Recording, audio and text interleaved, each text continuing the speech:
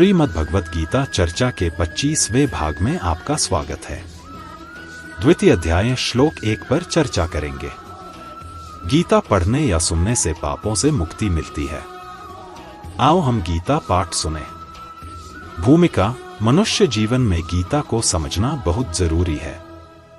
श्री कृष्ण कहते हैं, यदि तुम सदैव धर्म के मार्ग पर चलोगे तो सुखी रहोगे। पूरा वीडियो देखें, जिंदगी बदल जाएगी। अध्याय संख्या 2, श्लोक संख्या 1। मूल श्लोक: संजय उवाच तं तथा करिपयाविष्टमश्रुपूर्णाकुलेक्षणम् विषीदन्तमिदं वाक्यमुवाच मधुसूदन।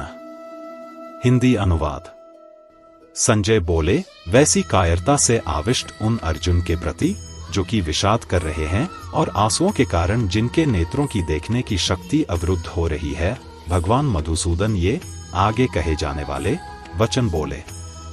या संजय ने कहा, इस प्रकार करुणा और विषाद से अभिभूत अश्रुपूरित नेत्रों वाले आकुल अर्जुन से मधुसूदन ने यह वाक्य कहा।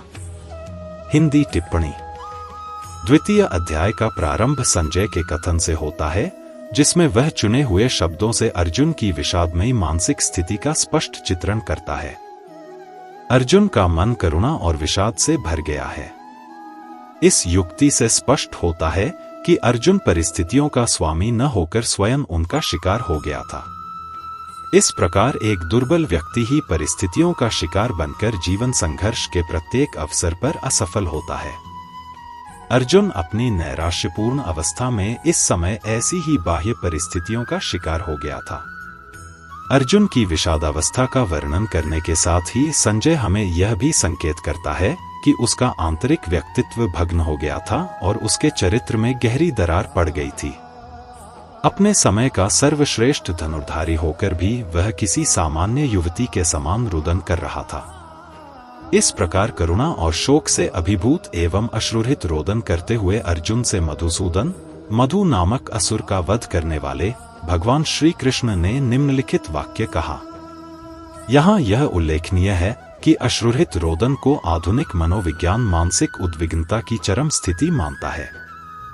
हिंदी व्याख्या: तं तथा कृपयाविष्टमर्जुन रथ में सारथी रूप से बैठे हुए भगवान को यह आज्ञा देते हैं कि हे अच्युत, मेरे रथ को दोनों सेनाओं के बीच में खड़ा कीजिए, जिससे मैं यह देख लूं कि इस युद्ध में मेरे साथ दो हाथ करने वाले कौन हैं। अर्थात मेरे जैसे शूरवीर के साथ कौन कौन से योद्धा साहस करके लड़ने आए हैं। अपनी मौत सामने दिखते हुए भी मेरे साथ लड़ने की उनकी हिम्मत कैसे हुई। इस प्रकार जिस अर्जुन में युद्ध के लिए इतना उत्साह था, वीरता थी, वे ही अर्जुन दोनों सेनाओं में अपने कुटुंबियों को देखकर उनके मरने की आशंका से मोहग्रस्त होकर इतने शोकाकुल हो गए हैं कि उनका शरीर शिथिल हो रहा है, मुख सूख रहा है, शरीर में कपक भी आ रही है, रोंगटे खड़े हो रहे हैं, हाथ से धनुष गिर रहा है, त्वचा जल रही है, खड़े रहने की भी शक्ति नहीं रही है और मन भी भ्रमित हो रहा है। कहाँ तो अर्जुन का यह स्वभाव कि न दैन्यन न पलायन, और कहाँ अर्जुन का कायरता के दोष से शोकाविष्ट होकर रथ के मध्य भाग में बैठ जाना। बड़े आश्चर्य के साथ संजय यही भाव उपर्युक्त पदों से प्रकट कर रहे हैं। पहले अध्याय के 28वें श्लोक में भी संजय ने अर्जुन के लिए कृपया पर्याविष्ट पदों का प्रयोग किया है। अश्रुपूर्णाकुलेक्षणम्, अर्जुन जैसे महान शूरवीर के भीतर भी कौटुंबिक मोह छा गया और नेत्रों में आंसू भर आए। आंसू भी इतने ज्यादा भर आए कि नेत्रों से पूरी तरह देख भी नहीं सकते। विषीदन्तमिदं वाक्यमुवाच मधुसूदन। इस प्रकार कायरता के कारण विषाद करते हुए अर्जुन से भगवान मधुसूदन ने ये आगे दूसरे तीसरे श्लोकों में कहे जाने वाले वचन कहे।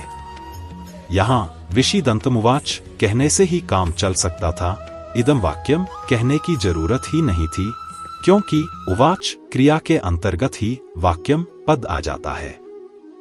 फिर भी वाक्यम पद कहने का तात्पर्य है कि भगवान का यह वचन, यह वाणी बड़ी विलक्षण है। अर्जुन में धर्म का बाना पहनकर जो कर्तव्यत्याग रूप बुराई आ गई थी, उस पर यह भगवद्वाणी सीधा आघात पहुंचाने वाली है।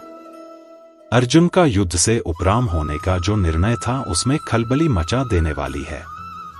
अर्जुन को अपने दोष का ज्ञान कराकर अपने कल्याण की जिज्ञासा जागृत करा देने वाली है। इस गंभीर अर्थ वाली वाणी के प्रभाव से ही अर्जुन भगवान का शिष्यत्व ग्रहण करके उनके शरण हो जाते हैं। संजय के द्वारा मधुसूदन पद कहने का तात्पर्य है कि भगवान श्री कृष्ण मधु नामक दैत्य को मारने वाले अर्थात दुष्ट स्वभाव वालों का संहार करने वाले हैं। इसलिए वे दुष्ट स्वभाव वाले दुर्योधनादि का नाश करवाए बिना रहेंगे नहीं। संबंध भगवान ने अर्जुन के प्रति कौन से वचन कहे इसे आगे के 2 श्लोकों में कहते हैं। आज का सत्र यहीं समाप्त होता है। श्री कृष्ण के साथ रहो। जय श्री कृष्ण।